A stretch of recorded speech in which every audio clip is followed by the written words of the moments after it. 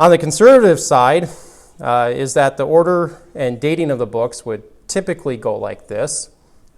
Basically concentrate on the Gospels here. Don't try to memorize all 27.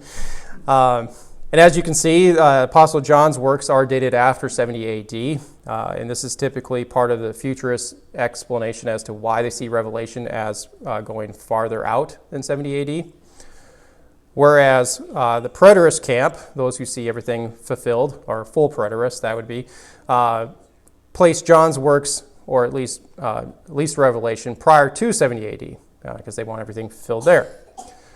So basically, until the DeLorean, if you guys don't know Time to the Future, you youngins, is fully functional, this debate is just going to continue on.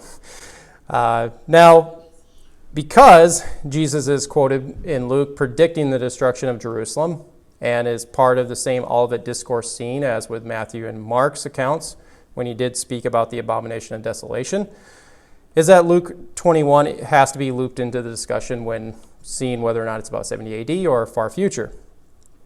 But for the sake of time is that we don't have time to compare all three of those accounts, and so I'm going to give you my very abbreviated version of why Jesus is going past that event.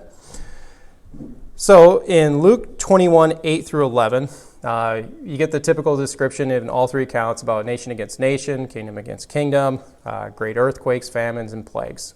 Probably familiar stuff if you've gone through that. I have heard commentators say that nation against nation and kingdom against kingdom is a Jewish idiom or phrase about world war.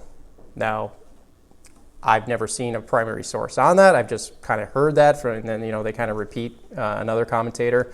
If you've ever heard that or have ever seen a source for that, I would love to see it because it's kind of like, hey, is that really predicting World War I and II? And then thinking about World War III potential. Just interesting stuff, but I've never seen that. Then in verses 12 through 24, if you go into Luke's, is that it's very clearly talking about the destruction of 70 AD of Jerusalem.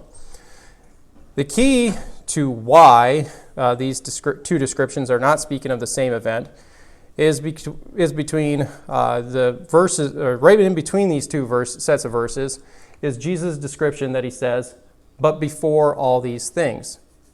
And so, really how this goes is that you have to flip the order around here, and that the 70 AD destruction is the things that happened before all the end time stuff that Luke, or Jesus here, was describing.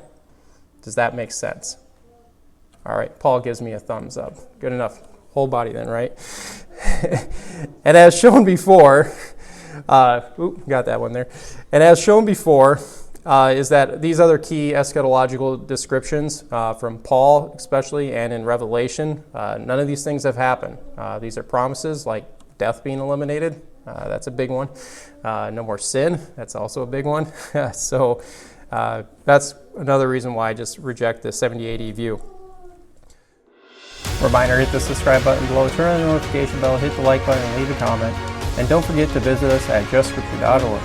And in the meantime, stay salty.